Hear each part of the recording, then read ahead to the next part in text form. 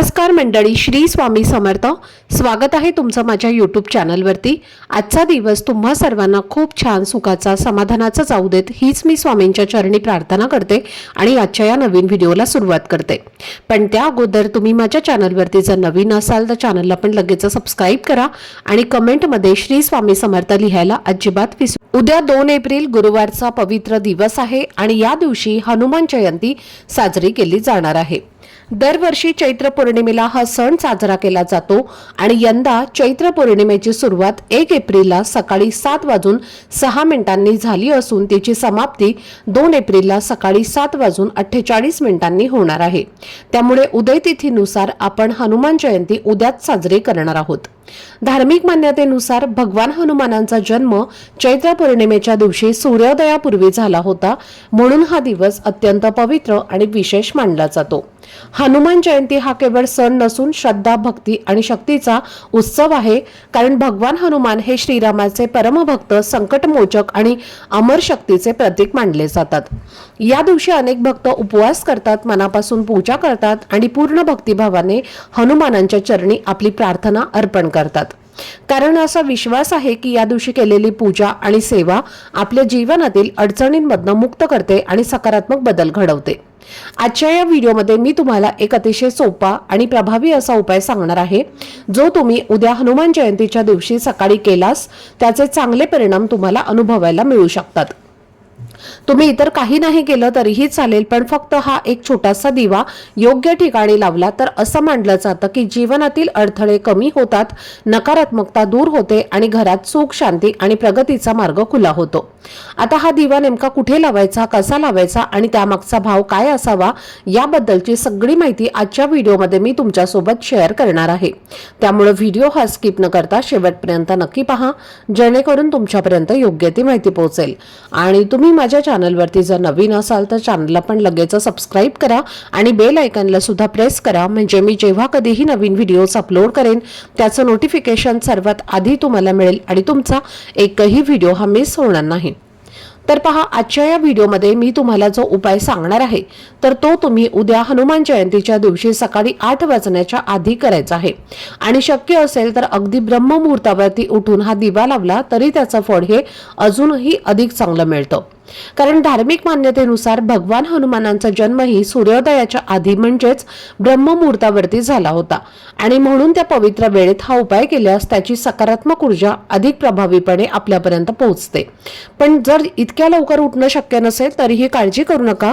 फक्त सकाळी 8 वाजेपर्यंत हा दिवा लावणं महत्त्वाचं आहे आणि अगदीच उशीर झाला तर जास्तीत जास्त 9:30 ते 10 वाजेपर्यंत तुम्ही हा उपाय करू शकता. मी तुम्हाला जो उपाय सांगत आहे तर तो अतिशय सोपा, सात्विक आणि मनापासून केल्यास प्रभावी ठरणार आहे. आणि हा उपाय आपल्या प्राचीन धार्मिक ग्रंथांमध्ये सांगितलेला असल्यामुळे त्याला एक वेगळीच श्रद्धा आणि महत्त्व आहे. पण इथे एक गोष्ट लक्षात ठेवणं खूप गरजेचं आहे की हा उपाय आपण वर्षातनं फक्त एकदाच म्हणजे हनुमान जयंतीच्या दिवशीच करायचा असतो आणि म्हणूनच या दिवसाचं महत्त्व अजून वाढतं.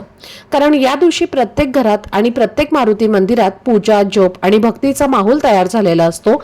अनेक लोक हनुमान चालीसेचा पाठ करत असतात आणि त्यामुळे वातावरणात एक वेगळीच सकारात्मक ऊर्जा आणि सात्विकता निर्माण होते, जी आपल्या मनाला आणि आपल्या जीवनाला चांगल्या दिशेने घेऊन जाते. अशा या सकारात्मक वातावरणात जर आपण श्रद्धेने आणि विश्वासाने एखादा छोटासा उपाय केला तर त्याचा परिणाम अधिक चांगला दिसून येतो. विशेषतः जेव्हा आपल्या जीवनात काही अडचणी चालू असतात, जसं की आर्थिक समस्या, घरात पैसा येतो पण तो टिकत नाही, सतत काही ना काही खर्च येत राहतो आणि आपण कितीही कमावलं तरी बचत होत नाही, सेव्हिंग्ज होत नाहीत. कधी कधी तर परिस्थिती अशी होते की दुसऱ्यांकडनं पैसे घ्यावे लागतात किंवा कर्ज घ्यावं लागतं आणि अशा वेळी आपल्याला वाटतं की नशीब आपल्याला साथ देत नाही. पण इथे एक गोष्ट अगदी स्पष्टपणे समजून घेणं गरजेचं आहे की फक्त उपाय करून सगळं काही बदलत नाही. जर आपण मेहनतच केली नाही, कष्ट घेतले नाहीत तर कोणताही उपाय आपल्याला पूर्णपणे मदत करू शकत नाही. कारण जो माणूस प्रामाणिकपणे मेहनत करतो त्याच्या पाठीशी देवाची साथ असतेच आणि त्याच्या कष्टाला योग्य वेळेला फळही मिळतं. म्हणजे आपल्या प्रयत्नांबरोबरच आपल्याला थोडीशी नशिबाची साथ असणंही तितकंच महत्त्वाचं असतं. आपण अनेकदा पाहतो की काही लोक खूप कमी कष्ट करूनही लवकर प्रगती करतात, त्यांच्या आयुष्यात सर्व काही सुरळीत चालू असतं, तर काही जण खूप मेहनत करून सुद्धा सतत अडचणींचा सामना करत असतात आणि यामागे कधी कधी आपल्याला न कळत झालेल्या चुका, काही अपूर्ण राहिलेल्या गोष्टी किंवा आपल्या ग्रहस्थितीचा परिणामही असू शकतो। त्यामुळे अशा वेळी श्रद्धेने केलेले छोटे छोटे उपाय आणि योग्य कृती यांचा संगम आपल्या आयुष्यामध्ये सकारात्मक बदल घडवू शकतो। आता हा उपाय करण्यासाठी तुम्हाला थोडंसं गव्हाचं कणिक मळायचं आहे। कणकेचा दिवा लावण्याचा जास्तीत जास्त प्रयत्न करा। कणिक मळताना त्यामध्ये थोडीशी हळद घालायची आहे आणि त्या कणकेचा पंचमुखी म्हणजेच 5 मुखी दिवा तुम्हाला बनवायचा आहे। 5 दिशेला 5 वातीतील अशा पद्धतीने तुम्हाला हा दिवा बनवायचा आहे। जर तुमच्याकडे पहा मातीची पंचमुखी पंटी असेल तर ती सुद्धा तुम्ही घेऊ शकता किंवा तुम्ही एखादी मातीची पंटी घेतली आणि त्याच पंटीमध्ये 5 दिशेला 5 वाती लावल्या तरी सुद्धा चालेल। जर एवढ्या सकाळी कणकेचा दिवा तुम्हाला तयार करणं शक्य नसेल तर तुम्ही मातीचा दिवा सुद्धा घेऊ शकता किंवा इतर कोणत्याही धातूचा तुम्ही दिवा घेतला तरी सुद्धा चालणार आहे। आता हा दिवा घेतल्यानंतर त्या दिव्यामध्ये तुम्हाला कलाव्याची वात लावायची आहे, म्हणजे जो लाल पिवळ्या रंगाचा कलाव्याचा धागा असतो तर त्याच धाग्याच्या तुम्हाला 5 वाती ज्या आहेत तर त्या लावायच्या आहेत। हनुमान जयंतीच्या दिवशी कलाव्याची वात लावून आपण आपल्या घरात दिवा लावल्याने घरावर कधीही वाईट संकट येत नाही आणि त्या घरातील सर्व समस्या या क्षणामध्ये नष्ट होतात, म्हणून तुम्हाला कलाव्याची वात लावायची आहे। आता जर तुमच्याकडे कलाव्याचा धागा नसेलच तर अशा वेळी काय करायचं आहे, 5 लांब कापसाच्या वाती घ्यायच्या आहे, थोडंसं हळद कुंकू मिक्स करून वात जी आहे तर ती लाल पिवळी करायची आहे आणि ती वात तुम्हाला दिव्यामध्ये लावायची आहे।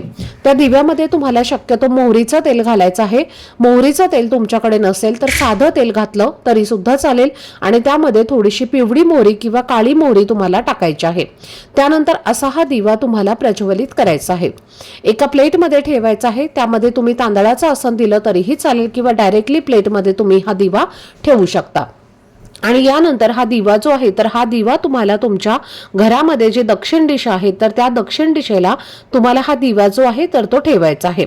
हनुमानांची पूजा दक्षिण दिशेला करणं विशेष मानलं जातं, कारण ते त्यांच्या सामर्थ्याचं प्रतीक आहे आणि जेव्हा तुम्ही पंचमुखी दिवा आपल्या घरामध्ये दक्षिण दिशेला लावता तेव्हा आपल्या घरातील आर्थिक अडचणी या संपूर्णपणे नष्ट होतात।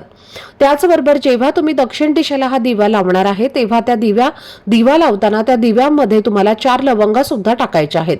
4 लवंगा टाकल्याने घरात सुख समृद्धी येते आणि अडलेली कामं जी आहेत तर ती पूर्ण होतात। आता हा दिवा लावल्यानंतर तुम्हाला तिथेच बसून हनुमान चालीसेचा पाठ करायचा आहे। जेव्हा तुम्ही दक्षिण दिशेला तोंड करून दिवा लावून हनुमान चालीसेचा पाठ करता तेव्हा सर्व संकट दूर होतात, आपल्या प्रत्येक इच्छा मनोकामना ज्या आहेत तर त्या सुद्धा पूर्ण होतात। आणि आपल्या घराजवळ जर हनुमानांचं मंदिर असेल तर तिथे मंदिरामध्ये सुद्धा तुम्ही एका मोहरीच्या तेलाचा दिवा हा आवर्जून लावायचा आहे। आता आपल्या देवघरामध्ये आपण हनुमानांची मूर्ती किंवा फोटो हा ठेवतच नाही, म्हणून आपण प्रत्येक जण हनुमानांची पूजा ही मंदिरामध्ये जाऊनच करत असतो आणि म्हणून तिथे हा दिवा तुम्ही नक्की लावा। जर हा दिवा लावणं शक्य नसेल तर मंदिराच्या बाहेर 10 रुपयांना मोहरीचं तेल मिळतं, तर ते तेल तुम्हाला त्या बॉटलमध्ये घ्यायचं आहे आणि मंदिरामध्ये जो दिवा चालू असतो तर त्या दिव्यामध्ये फक्त तुम्ही हे तेल जरी घेऊन गेलात आणि तेल जरी त्या दिव्यामध्ये घातलं तरी सुद्धा चालणार आहे, तरी सुद्धा त्याचं शुभ फळ जे आहे तर ते तुम्हाला प्राप्त होणार आहे। त्यामुळे तुम्हाला हा उपाय जो आहे तर तो करायचा आहे। त्याचबरोबर तुमच्या जीवनात एखादा शत्रू आहे, शत्रू तुम्हाला त्रास देत आहे, शत्रूमुळे तुमची प्रगती थांबलेली आहे, शत्रूमुळे पहा तुमच्या महत्त्वाच्या कामात अडचणी येत असतील तर उद्या अशा शत्रूंचा त्रास दूर होण्यासाठी उद्या पिंपळ वृक्षाखाली मोहरीच्या तेलाचा दिवा हा लावायचा आहे। हा दिवा सुद्धा तुम्हाला सकाळीच लावायचा आहे आणि तिथे झाडाखाली बसून तुम्हाला एक वेळेला हनुमान चालीसेचा पाठ करायचा आहे। त्यामुळे आपल्या जीवनातील सर्व संकट, शत्रू जे आहेत तर ते दूर होतात आणि आपल्या सर्व इच्छा मनोकामना या देखील पूर्ण होतात। त्याचबरोबर उद्या तुम्हाला भगवान हनुमानांना 11 पिंपळाची पानं सुद्धा अर्पण करायची आहेत।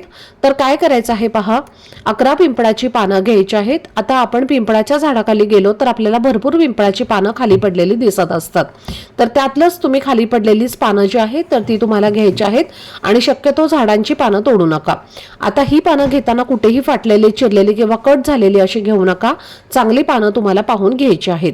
आणि जर तुम्हाला झाडाखाली गळून पडलेली पानं मिळालीच नाहीत तर दोन्ही हात जोडून झाडाला विनंती करायची आहे की माझं कार्य सिद्ध करण्यासाठी, माझं कार्य करण्यासाठी तुझं पान जे आहे तर मी तोडत आहे अशी प्रार्थना करायची आहे आणि त्यानंतर तुम्ही पानं तोडू शकता। पान घरी आणल्यानंतर स्वच्छ धुवायचं आहे, कपड्याने स्वच्छ पुसून घ्यायचं आहे आणि क्लीन करायचं आहे आणि प्रत्येक पानावरती तुम्हाला श्रीराम श्रीराम असा शब्द हा किंवा हे जे नाव आहे तर ते तुम्हाला लिहायचं आहे. मग हे तुम्ही बघा लाल चंदनाने किंवा शेंदुराने तुम्ही लिहिलं तरी सुद्धा चालेल. तर अशी ही 11 पानं जी आहेत तर त्या पानांची तुम्हाला एक माळ तयार करायची आहे आणि ही माळ आपल्याला मारुती रायाला अर्पण करायची आहे. असं म्हटलं जातं की हा उपाय करून आपल्या ज्या काही आर्थिक अडचणी आहेत किंवा जो काही तुम्ही प्रयत्न करत आहे त्या प्रयत्नाला नशिबाची साथ मिळत नाही, तर हा उपाय केल्याने नक्कीच नशिबाची साथ मिळण्यास मदत होते. म्हणून हा उपाय ज्यांना शक्य असेल त्यांनी आवर्जून करावा. महिला सुद्धा हा उपाय करू शकतात. पुरुष, मुलं, मुली कोणीही हा उपाय करू शकतं. फक्त स्त्रियांना, मुलींना मासिक धर्म असेल तर त्यांनी या दिवशी कोणतेही उपाय किंवा मंदिरामध्ये सुद्धा जाऊ नका. त्याचबरोबर जर तुमच्या कुंडलीमध्ये शनीची 7.5 चालू आहे, बऱ्याच वेळेला असं होतं की आपण नेहमी म्हणत असतो की माझ्या मागे शनीची 7.5 सुरू आहे, माझ्या आयुष्यामध्ये अशा अडचणी येत आहेत. जर अशा काही 7.5 तुमच्या कुंडलीमध्ये किंवा तुमच्या आयुष्यामध्ये असेल तर उद्या हनुमान जयंतीला फक्त मारुतीच्या चरणी कोरडा शेंदूर जो आहे तर तो अर्पण करा आणि जी काही तुमची 7.5 आहे तर ती दूर करण्यासाठी, दूर होण्यासाठी प्रार्थना तुम्हाला करायची आहे. आणि मारुतीला पहा, तुम्ही गुळ फुटाणे जे आहेत तर ते अर्पण करायचे आहेत. जे काही मोतीचूरचे किंवा बुंदीचे लाडू आहेत तर ते सुद्धा तुम्ही अर्पण करू शकता. आपल्या यथाशक्तीनुसार तुम्हाला ते अर्पण करायचे आहेत. तसेच घरामध्ये एखाद्या तरी व्यक्तीने म्हणजे प्रत्येक घरातील एका तरी व्यक्तीने उद्या हनुमान जयंतीला उपवास करावा. खास करून घरातील पुरुषांनी हा उपवास करावा. पुरुषांना शक्य नसेल तर स्त्रियांनी केला तरीही चालेल, पण घरातील एका तरी व्यक्तीने हा उपवास करायचा आहे. आता हनुमान जयंतीचा उपवास हा आजच करायचा आहे. आता ज्यांना माहिती नव्हते किंवा ज्यांच्या लक्षात राहिले नाही त्यांनी उद्या 2 एप्रिलला उपवास केला तरी सुद्धा चालणार आहे, कारण ही पौर्णिमा तिथी 2 दिवस आहे. म्हणून तुम्ही आज किंवा उद्या उपवास जो आहे तर तो करू शकता. तर ही अत्यंत महत्त्वाची माहिती मला तुमच्यापर्यंत शेअर करायची होती. आजचा हा व्हिडिओ जर तुम्हाला आवडला असेल, माहितीपूर्ण वाटला असेल तर व्हिडिओला लाईक करा. चॅनलवरती नवीन असाल तर चॅनलला सबस्क्राईब करा आणि हा व्हिडिओ आपल्या मित्रपरिवारासोबत जास्तीत जास्त शेअर करा. चला तर मग भेटूया पुढच्या व्हिडिओमध्ये. तोपर्यंत सर्वांना श्री स्वामी समर्थ. धन्यवाद.